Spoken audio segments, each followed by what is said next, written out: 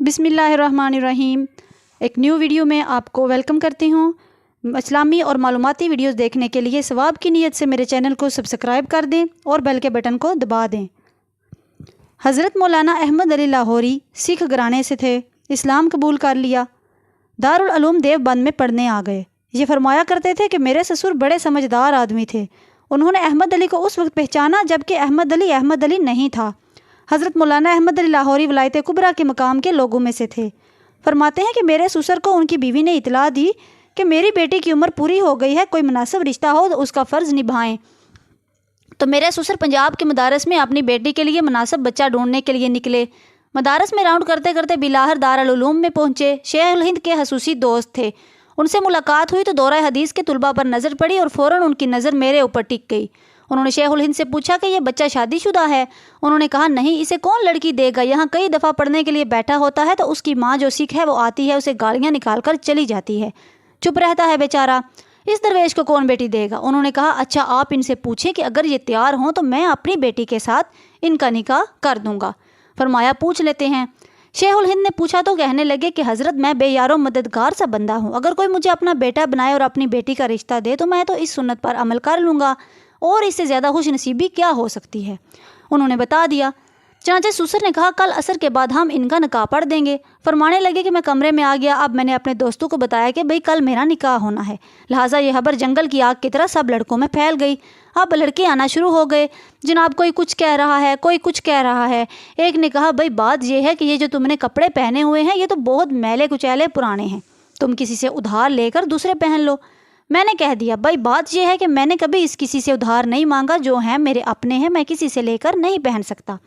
किसी और ने कहा तो मत मांगिए, आप ऐसा करें कल इन कपड़ों को धोकर साफ़ करके पहन लेना, मजमे में कम से कम साफ़ कपड़ों में तो बैठोगे।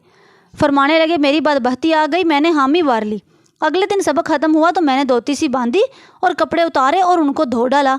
अल्लाह की शान, सर्दियों का मौसम, ऊपर से बादल आ गए। अब जोहर का वक्त भी करीब आ गया और मेरे कपड़े गीले हैं। मैं मस्जिद के पीछे जाकर कपड़ों को लहरा रहा हूँ और अल्लाह से दुआ मांग रहा हूँ, अल्लाह मेरे कपड़े खुश्क कर दे। वो तो ना होने थे ना हुए और जोहर की अजान हो गई। अब मुझे मजबूरन गीले कपड़े पहनकर सर्दी के मौसम में बैठना पड़ा। सब कहें कि जी दूल्हा कौन है। अब सब की नज़र मुझ पर पड़ी और पता चला कि गीले कपड़े सर्दी में पहनकर बैठा है। फरमाने लगे मेरे ससुर को अल्लाह ने वो सुनने का दिल दिया था। उन्होंने देखा कल यही कपड़े थे और मैले थे, आज यही हैं और गीले हैं, इसका मतलब दूसरे कपड़े भी नहीं हैं। उनके दिल पर इस बात का कोई असर ही ना हुआ और वो तो मेरी परेशान पेशानी के नूर को देख रहे थे। तो कहने लगे कि उन्होंने मेरा निकाह पढ़ दिया।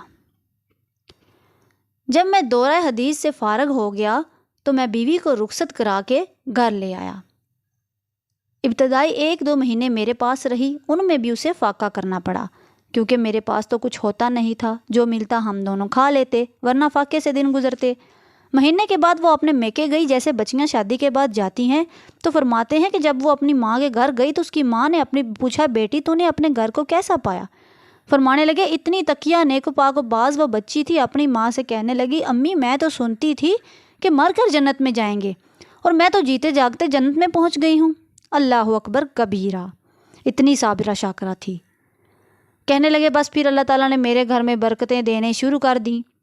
हज़रत फरमाने लगे एक वो वक्त था कि जब खाने को नहीं मिलता था और एक आज अहमद अली पर वो वक्त है कि मेरे खाने के लिए ताइफ से फल आते हैं।